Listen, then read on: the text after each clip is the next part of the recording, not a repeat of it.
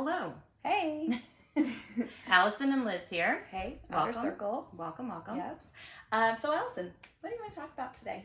Well, let's talk about when we are in social situations, Okay. whether new or comfortable Okay. social situations, Got it. the way that we are approaching the opportunity to connect with other people. Yes.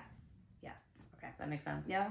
Okay. I got it. So, like, if you're walking into a situation as the new person, how are you finding ways to engage and meet people? Okay. If you are in a situation where you know a lot of people there and it's a social situation, how are you engaging with new faces, new people? All So right. kind of like both ends of the spectrum. How are you showing up? Yeah. How committed are you to the idea of like really meeting new people and expanding your circle? I love it. I guess so how do you do that? Let's start with you. Okay. Let's go with new. You're brand new. So What in do you my do? mind, what I think I do when I walk in a room is I feel like my plan is to walk in, look people in the eye, look ready and eager to meet new people. Okay. But what actually probably ends up happening Yes. is that I walk in like a giant Stop. and scan the room for familiar faces. If I don't see any familiar faces, I'll immediately walk to like a corner and kind of find my spot to post up. And I will engage with people who engage with me. Yeah. There you go. Okay. So the way that I want to show up is probably different than how I actually show up. I mean, that's how we are. Here's what I do. I'm the new kid. And this is very topical for me because I found myself in a lot of new like settings now with my son entering into high school and like I'm getting into like these new mom groups or parent groups and things like that, and volunteering, stuff like that. I get really fidgety. I can't hold still. I get really I make too much eye contact. Like in my head. Like uncomfortable. Yeah. Like in my head, I'm very like poised and friendly and approachable. Yeah. I just have a nice face, right? But honestly, I'm really probably more like, what can I do? I'm a puppy dog. And I try to identify, I always try to kind of identify, who feels, approachable and safe. And if I really don't know anybody, if I know somebody, then I'm, going to latch onto them. And if I don't know anybody at all, I find that, approachable person. And then I just sort of, weirdly just, put it out there. I'm like, this is my first time doing this. Hi, I'm Liz. Who are you? Tell me your life story. Where do you live? Yes. Tell me about your kids. Yes. Tell me about everything. What do you do? And I just get really busy connecting. I get really busy doing that. And so I think because I've moved around a lot. You've moved around a lot too. But I've moved around enough that I've been in that new person position so many times that I really learned that you just kind of have to jump in and engage. And it's so awkward and uncomfortable. And sometimes, or do you do that? Sometimes I'll go to the bathroom a lot, or walk, I'm going to walk over to the drinking fountain and get a drink. I do not. That is not my go-to. No. Oh my gosh. I'm not a bathroom frequenter in new Which scenarios. That's the wrong message, really. Yeah. But I think I just get really anxious Antsy energy and you antsy. don't, Yeah. What do I do? God, Go to the bathroom again. I guess I'll just go get a drink of water. So then I have to go to the bathroom again. Yeah. Someone makes eye contact with me, I smile, and then I'm become aware of that nervous energy, and then I'm kind of okay, you need to cool it, you need to ease up.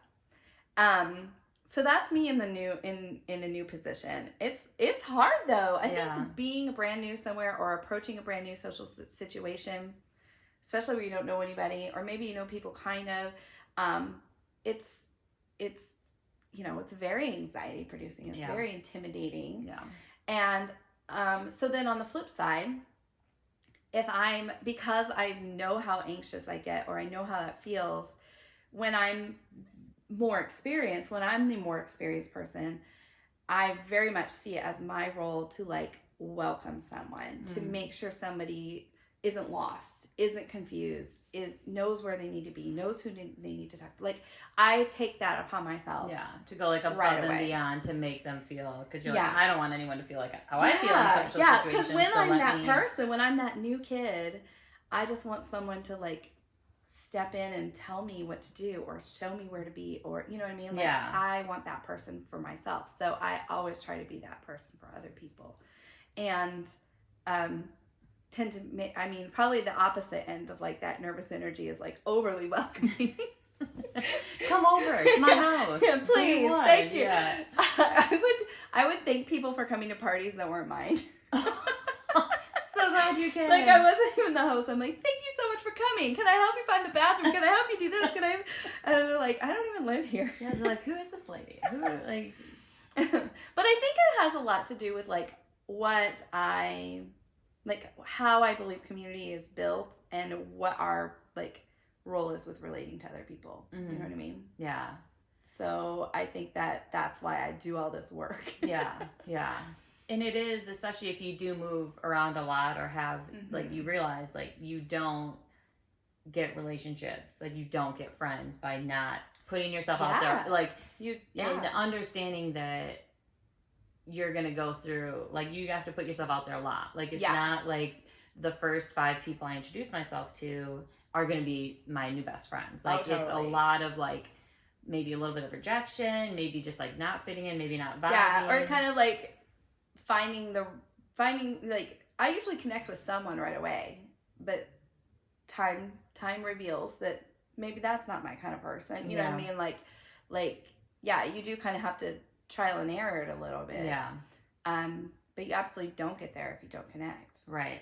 So, and it's hard, I think, when the last thing that any of us want to feel is rejection, being not included. Like, so you get a couple of those under your belt and you're like, I'm never talking to anybody again. So I walk into a room, go to my corner, pull out my phone, like, don't even look like I want to engage with anyone. So I think, and then too, like for you, when you're in that situation, you're like, if people aren't acting the way I act and receiving me, then they don't want to get to know me. Yeah. So, like, I'm like, kind of like, what's their deal? Or like, they don't want to talk to me, or I'm too much. Like, that's kind of like often a message of like, I'm too much. They clearly don't want to hang out with me or talk to me. Yeah. So I think we do kind of make assumptions in those kind of situations, either as the new kid or as the experienced kid. Like, we kind of jump to conclusions about what we think other people are doing, or like what their motivations are, or how they're feeling. Yes. Yeah. And that, I think, is a potential friendship killer. Yeah. Because, and I think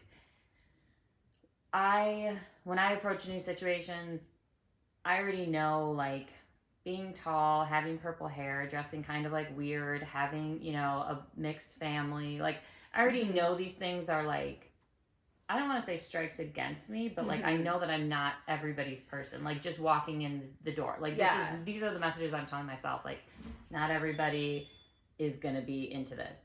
So then I kind of just put it on other people. Like, the people that are okay with all of these things will find me. And they will say, hey, what's your name? Like, so I don't know why I've told myself that, or why that's like my,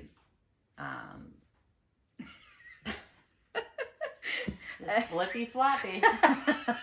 Flippy floppy. Every single week. The day has entered the room, ladies and gentlemen. With He's the trying so hard to loudest get on camera. Flip-flops. I know. He really wants to make one of these days he'll just walk right through. Because the random noises aren't going to be enough. He's like, he's just trying to work. Yeah. Like, leave me alone, lady. I think it's really interesting because you saying that, like, we have our self-talk, right? We have our scripts, and we make these assumptions not just about who people are, but about what they're thinking about us. And do we, like, I think we do that as a way of like protecting ourselves a little bit from the vulnerability of meeting a new person or putting yourself out there, right? So like, to use your example that you just used, like, I'm the girl with the purple hair and the weird clothes and the mixed family and people are going to make assumptions about me based on these things that are a part of my presentation.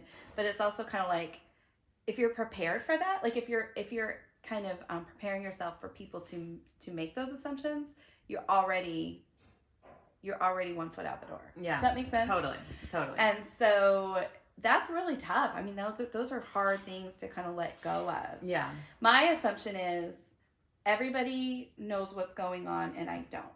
Like, everybody already knows each other. Everybody's already got their friend group set, or everybody kind of is an expert. And you're the I'm imposter. Like just the imposter. Yes, exactly. I'm like, I don't really belong here. And like everybody knows I don't know what I'm doing. Yes. Yeah. And are judging me for it, you know?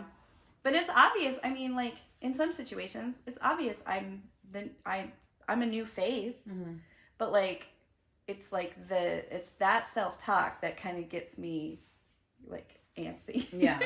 Because it's like, then the thought is never there's other new faces here, or maybe there's people here who their kid has been in this program for a long time and they've only showed up like 3 times, so they may be here, but they know of people but aren't fully connected. It's like, it's never giving people those, like, the benefit of the doubt. It's always like, no, everybody here is best friends. I'm the outsider. Nobody wants to tell me what to do. Yeah. And never accounting for other people's insecurities. Like, well, maybe they're nervous or hesitant to like meet new people. Yeah. Or it's like never that. It's like, no, the only scenario is nobody wants to be my friend. Nobody likes me. Nobody wants to tell me what to do. Yeah. And I'm too much for everybody. Yeah. It's like, well, that's a huge like. That's leap. a big leap. That is a monstrous leap. Like out of the 50 adults here, like, there's got to be another person who doesn't know what they're doing. Yeah. Or feels socially awkward and uncomfortable, or doesn't know how to connect. Like, but we just tell ourselves, no, everybody here. Yeah, no. I'm on the outs. Yeah, I don't fit.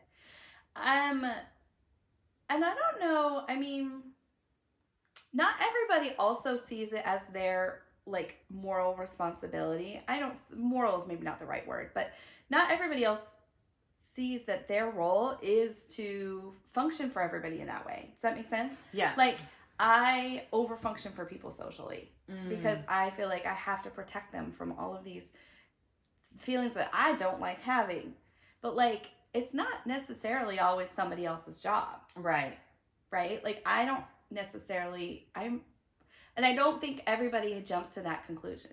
Does that make sense? Right. Like, some people are just there to do the job. Yeah. Like, they're not there to like meet people or find friends. Like, they're like, I'm just here out of duty. Yeah. Serving sandwiches. I'm here to serve sandwiches to these band kids. And get out of Dodge. And if there's a new mom, I'm not here to necessarily be her best friend. Right. If she has a question, I'll answer it. But like, she'll figure it out, right? Yeah. Like, that is so like not the script that runs through my head at all. But like, that's okay. Like, that's not like that. I'm not criticizing that approach, but it's just amazing how much my self-talk like runs around in circles around somebody who's literally just like, I'm just here to feed pizza to band kids. Yeah. Like, it's not that big of a deal. Right. And they aren't even aware that like people there are trying to be friends. Like, it's like they're under the assumption that everybody is there just to do their duty. So we're all like telling ourselves that everybody else is thinking how we are. And some people are like, no, I need connection. Some people are like, I just want to serve sandwiches. Some people are like, I hate it here. I don't want to do anything with people. This is why I don't serve, because I have to make small talk with all these random characters. So there's all these different things happening,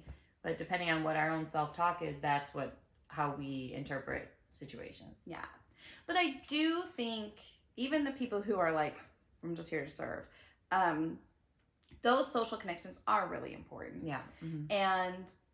And that is how community is built. Mm-hmm. And it's worth getting through the uncomfortable.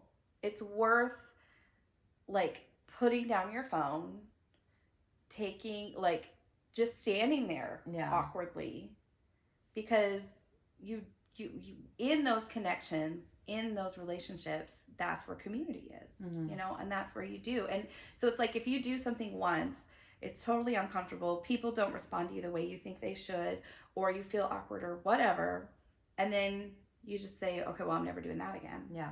Then you never evolve, you never progress, you never build relationships. And so it is really important to sort of power through whatever that is. Yeah. And like you said, like sometimes things can be hit and miss. Sometimes it doesn't go anywhere. Sometimes you're like, okay, this isn't the community or the relationships that I wanted or that are good for me. But it is, I do believe that community is incredibly important for us as humans. Oh, for sure. Like, I think that's what we're all like built for. And I think that with social media and everything, now we think we have community. Yeah. And we think because we have this online community, but it's no substitute for like actual connection, like with humans, like person to person. Yeah. And I think that's where we're kind of like missing, is that we think because we have all these so like very surface social connections that we don't really need the person to person, but that's actually what we do need. Like, we need less of like the surface online social connections and really need those like deep, authentic relationships. And it is a hit or miss, right? Like there's people that I've met that I know, like, okay, friendly, but it's not gonna be, you know, we're not gonna be painting each other's toenails. There's nobody that I would do. I know, like, actually, I haven't done that with anybody else, so other than my children. So I don't know what that friendship looks like. If you have a friendship like that, let us know in the comments. How did that start? How does that What are those start? friendships? Yeah, like? Immediately when it came out of my mouth, I was like, You're like, I wait, don't want to do that. That's all I'm looking for. Yeah, I'm like, did I just say that? Like, is that what I need in my friendships? I Like, think subconsciously. I'm gonna have to explore that. I'm gonna have to explore that in therapy. Like, why did I say this? What's lingering there? Is this what I've been missing my whole life? I don't know. So. Gross. I can't imagine. You're like, don't look at me, girl. I'm not painting your toes. Sorry. We are tight, but I will pay for you to go get a pedicure. Perfect. We I'll can get sit next to you in the chair. Yeah. That seems more likely. But it is trial and error, and I think it's worth, because even if the relationships aren't like best friend level, right? Yeah. Like, just having that sense of like going to a place, whether it's your coffee place or having just connections in your community, even if they're just business or friendly, like kid, you know, like just to have that like feeling of like, okay, I know people here, I belong, I'm a part of this, even if it's not on like a deeper level than like, okay, we're all here laughing, serving our kids sandwiches at practice. I think that's important, and not everything has to be deep connection. I think I can say honestly, one of the types of relationships, and I don't know, I mean, my sociology research is, you know, a little behind the times, but I think there's a name for this. But the types of there's types of relationships in your circle, right? And the types of relationships that I really found myself missing during COVID, when we weren't really interacting with people, and we were, you know, we weren't getting those like extra, like the random day to day, like people that I would see at the Y that I wasn't really close friends with, but like we would just see each other frequently enough and we would visit, or people you would see, you know, kind of out at the grocery store, you know, like kind of those. They're not, it's not deep, meaningful, like, we're not giving each other toenails. But like, I don't know where that came from, honestly. Honestly, that's not a desire of my heart. I promise you. I can't handle it. It's okay. So random. But those are good. There is a value to those relationships, to those acquaintances. Yeah. People that you just kind of know in passing, or you have like one thing that is kind of like brings you together, and that is the thing that you connect on. Right. And I do think that level is something that has definitely been kind of missing in our lives, and is really important to rebuild. Yeah, for sure. I mean, I know for me, when we moved to Florida, it was all of those connections. Like it was all of that, like, you know, going to the grocery store there. The people at H-E-B. The fact that it wasn't an H-E-B was just hard enough to get over on its own. But yeah, like, I mean, I felt like when I would go in H-E-B, I'm like, these people love me. They are in, like, if I'm like, I didn't even get a chance to say goodbye to all of them. So like, they don't even know where I am right now. You're just gone. Yeah. Yeah. But it really is these, like, the coffee, you know, the barista, the, you know, and it's not, and your bank just the teller. random like, people. I love my bank teller. Oh my God. I have not seen a human in a bank and I don't know how long. I know. I always, like, have cash to deposit. So I money bag. Oh, yes. Oh, my cash. Like, what's that like? Oh, tell me more. Tell me more. That's a topic for a different day. Where does Liz get all this cash? Never mind. Yeah. But I love my bank teller. He's like the nicest guy, and I always, when I drive through, he's always like, "Hey, Miss Liz," and he, you know, he greets people all day long or whatever. But like, I really, I enjoy that connection. I enjoy those familiar faces, and so those are like it is that there's levels, right? Yeah. So like not like knowing that not every interaction, not everybody's gonna be a best friend. Yeah. But opening yourself up to at least being like friendly, approachable, so you can like feel it out. So if nothing else, it's not awkward to go into these situations. Like it's not, you don't keep feeling like you don't belong, where it's kind of like, okay, I remember meeting her, like maybe we're only friendly in this setting and we only talk in this setting, but at least I'm not closed off to those new interactions and meeting people. Like, it may not go farther than this, you know, volunteer scenario, but still having it be a meaningful connection in that setting, I guess. Yeah, I agree. I think that, so like, okay, so if we had to like kind of pare this down of sort of like, what are like small steps? Like, what are the smallest steps that we could take, us, our friends, in engaging or kind of working through social, like those kind of mid-level social interactions? Like, what do you see yourself doing? I think, I know the biggest one probably for all of us, whether it's something we feel comfortable or new in, is the phones. Yeah. Like being intentional about keeping your phone out of it. That's so hard. Because I think it makes you less approachable. And it really just puts up a wall for like you wanting it, you know, it's like a safety blanket. Like, I feel uncomfortable, so I'm on my phone, but other people interpret that as like, this person's not trying to engage. Yeah. So I think that's a huge thing that I know we're all guilty of, because it's like, okay, if I'm not connecting here, let me get on my socials and connect there, you know? It's sort of this like compulsion over almost. It's like, I've literally, like, I've used all my nervous energy. I've gone to the bathroom. I've used the drinking fountain. I've bounced around trying to figure out what I'm doing. And then I literally am just like, now what do I do with this nervous energy? And it's like, I have to pull my phone out. And then, like, if you have an Apple Watch, like, the Apple Watch does nothing. Like, it's not like you can do a lot on an Apple Watch. But I'm like, just checking my watch, opening and closing stuff. Like, I don't even know what time is it? Let's start a timer. I don't know. Weather? Yeah.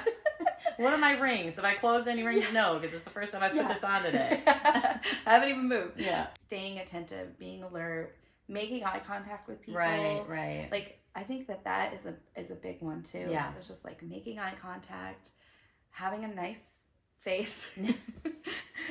Says the person with resting nice face. Yeah, easy for you. My face is like when I like find myself just standing in my corner. Yeah.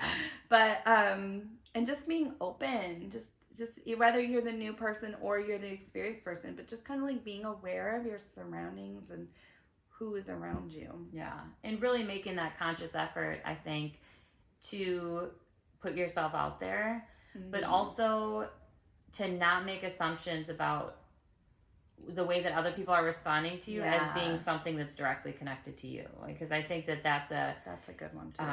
And not letting one interaction or one event that maybe was like a bummer dictate how you show up to the next thing, and really just kind of like still putting yourself out there and understanding that it's not a sprint, it's a marathon. Like community connections aren't built overnight. And you also, like, we all have those insecurities. Like, nobody wants to feel rejected. Nobody wants to feel unwanted. So we're all kind of like in the room, and the person that is engaging with everybody and super social has the same level of anxiety as the person who's quiet in the corner. Oh yeah. Who doesn't want to interact. But I'm looking at Liz like, dang, this girl is on fire. But it's literally because I'm so anxious. Right. And I'm like, I'm just going to stand in the corner and only the brave will approach. So then I come over. Yeah. And say hi. But yeah, like being social, I think, can be a coping skill. Let's keep the conversation going. I want to know, if you've watched this far, how do you approach a social situation? What are you the Liz? Are you the Allison? Or are you your own person? What is your like approach? No, I think it's good to continue the conversation in the comments. Let us know, because what is your way of coping? What's another option, right? We know we know what super we do. Social. We know the hiding in the corner giant vibes, but how do you cope? And I think as we go into this week, just keeping that fresh on your mind, like, how am I showing up in situations? And maybe trying something new, and then share that with us. We'd love to hear how that worked or didn't work. Let us know what you guys think. Let us know. Basically, let us know what you think. That's what. Who are you? How are you showing up in social situations? Yes. And think about it this week as you go into it, and kind of see if you can make any adjustments or what things worked and what things didn't work. We'd love to hear back from you guys. For sure. Let us know we're not alone, or let us know if you're better at it. How to do it better. Give us your tips. Tell us everything. But thank you guys so much for joining us again today. And always remember, with the outer circle, if you're feeling out, you're in.